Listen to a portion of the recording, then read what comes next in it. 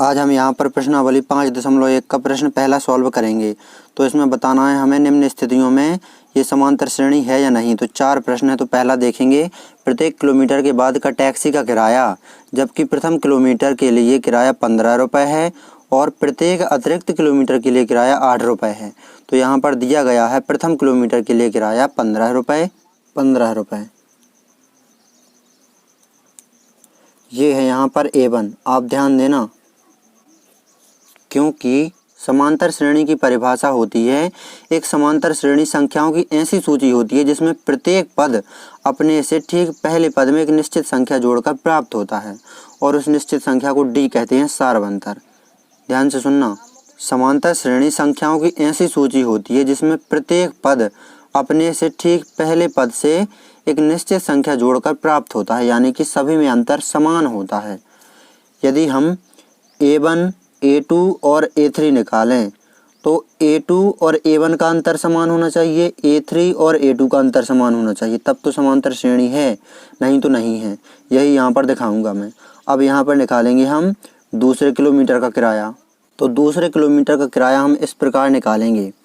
प्रथम किलोमीटर का किराया 15 रुपये है और एक अतिरिक्त किलोमीटर के लिए किराया 8 रुपये लगता है।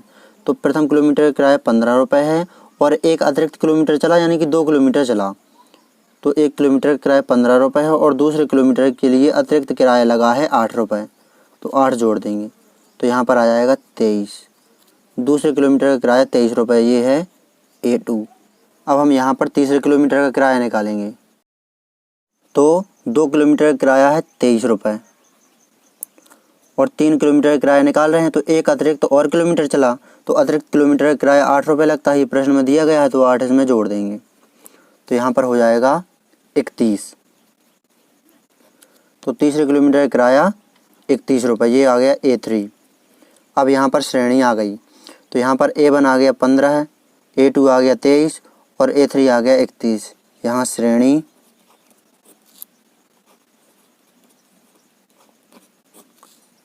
15, 23, 31 डैश डैश डैश है।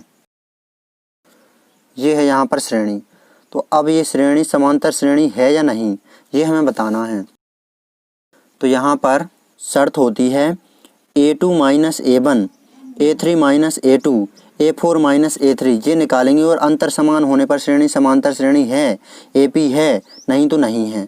तो यहाँ पर A2 माइनस A1 ये निकालेंगे हम, A3 माइनस A2 ये निकालेंगे हम। A3 तक ही हमने मान निकाले हुए। अगर हम A4 निकालते तो A4 माइनस A3 भी यहाँ पर निकालना पड़ता हमें। तो यहीं देख लेते हैं अंतर समान है या नहीं, तो हमें पता लग जाएगा ये श्रेणी समांतर श्रेणी AP है या नहीं। तो यहाँ पर A2 है 23 माइनस A1 है 15, घटा देंगे तो यहाँ आ जाएगा 8। अब यहाँ पर A3 है 31, माइनस का चिन्ह लगाए, A2 है 23, 31 में से 23 घटा देंगे तो यहाँ बचेगा 8। तो यहाँ पर इन दोनों का अंतर समान आया हुआ है। तो ये श्रेणी जो ये स्थिति है समांतर श्रेणी AP है, AP को ही समांतर श्रेणी कहते हैं। तो यहाँ पर लिख देते हैं अतः उक्त स्थिति AP है, समांतर श्रेणी है। ये है हमारा आंसर। इस प्रकार आपको इस प्रश्न को अच्छी तरह से सॉल्व कर लेना है। यदि आप प्रश्नावली 5.1, 5.2 और 5.3 के सभी प्रश्न क्रम सहित देखना चाहते हैं तो डिस्क्रिप्शन जरूर चेक करें।